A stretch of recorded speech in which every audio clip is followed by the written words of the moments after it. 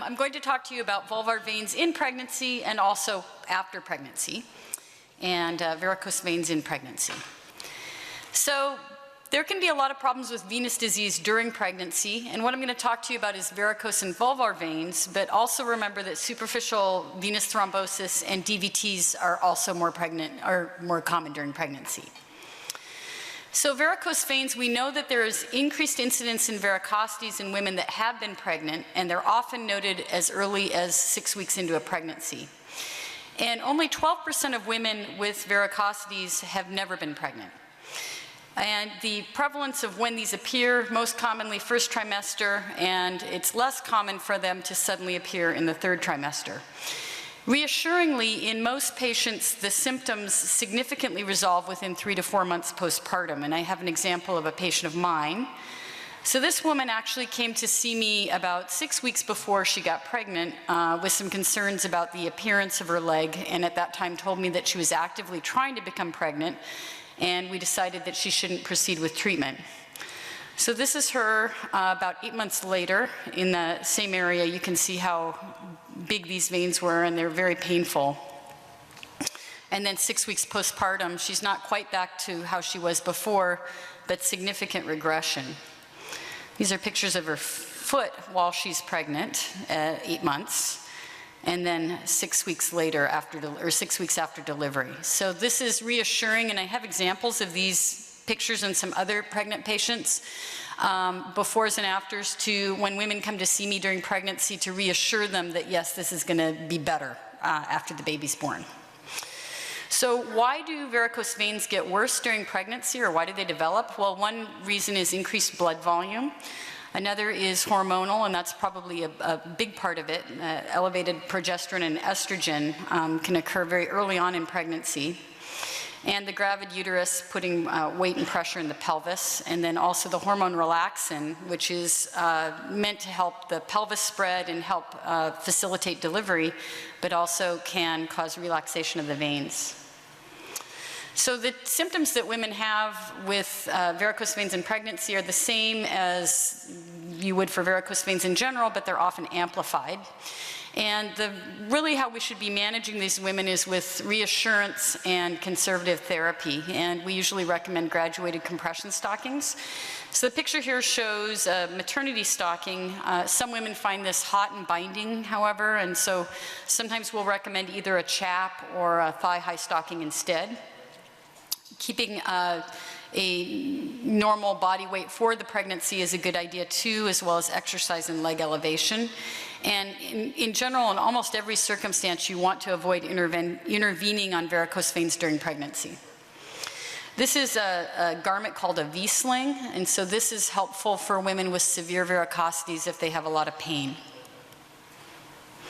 So sometimes we'll get patients that are referred by a GYN that is concerned about the vulvar varicosities, and they're alarmed and think that they might be a problem during labor and delivery.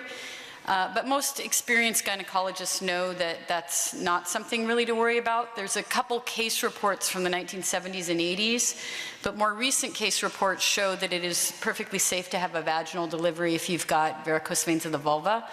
Partially because the fetal head, as it's coming down into the birth canal, compresses the veins, so they're actually less pressurized. And then there's rapid regression in the pressure in the veins once the baby's been born. So there's no reason to have a C-section for having varicosities in the vulva. So again, during pregnancy, avoid treatment. Sclerosants should not be used during pregnancy, and their lidocaine is also category B during pregnancy. So if you can avoid treating patients during pregnancy, that's best. So what do? I reassure them. If I don't do a duplex ultrasound for reflux, if I'm worried that they have a clot, I will, but otherwise it's really kind of fruitless to be scanning these ladies when they're pregnant. Support stockings and V-slings, and I usually wait for imaging till 3 months postpartum, and if you can wait even longer, sometimes that might be better. And if you're recommending for treatment for them after they have delivered, there are some things that you should not do with breastfeeding, such as sclerosants aren't recommended. So switching gears a little bit to pelvic venous disorders in general, this Venn diagram I made a few years ago of the frequency of what I saw in my practice in terms of presentation of women with pelvic source varicose veins. So the biggest group of them came with atypical varicose veins in their legs that were non-saphenous. Second largest group was vulvar, and the least common was with pure pelvic symptoms. So vulvar disease is not a new problem. This is a picture from a textbook that a patient gave me from 1938. And this picture is really hard to believe, but I don't think they had Photoshop back then. So I think it's real. It's during a pregnancy in a patient.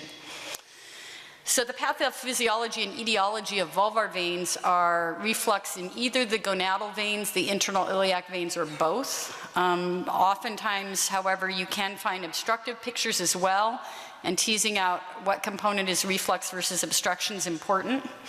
In most primary pelvic venous incompetence, this occurs during or after pregnancy. So if you see a woman with vulvar varicosities and she's never been pregnant, look for obstruction. Those are more likely collaterals than they are true reflux. So the escape points that pelvic veins come into the vulva from, there's 4 described: the iliac, which is more anterior; the obturator, which often causes medial varicosities, medial thigh and perineum; the perineal, a little further back; and then finally the gluteal. And women with gluteal source veins often also have hemorrhoids. So this is a more anterior, this is an I or O point, escape point; this is more medial, and then this is gluteal. So we did a study a few years back in our center, and we took 72 women that came primarily with vulvar varicosities, and we compared them to over 1,000 women seen during the same time period that had saphenous reflux. And we found that these women present earlier or younger age, and that they've had a median of 3 births. We also found that they had a larger than average birth weight for their babies, and they were thin. Their mean BMI was 21.9. We found that they had the typical symptoms in the vulva that people describe for leg varicose veins, and that about 1/4 of them had pain with intercourse, but only 7% came with a true kind of symptomatology of what we used to call pelvic congestion syndrome. So only 7% of them had a lot of pelvic pain.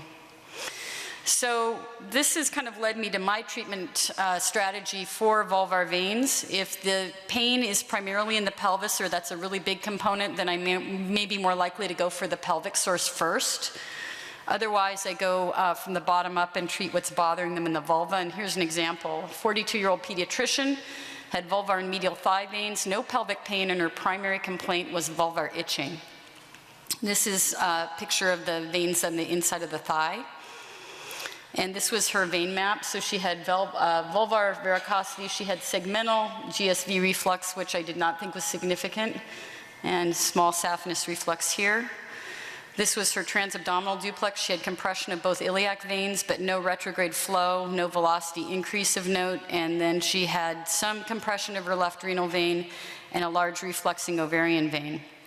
So there's a number of different strategies I could have taken with her, and what I did was sclerotherapy from below, because that's what was bothering her. It was done in the office with ultrasound guidance. She went back to work, and 3 years out, she's had no recurrence. So I think this is a good first strategy. You can always go back and do coil embolization or be more aggressive if this doesn't work. So this is my protocol.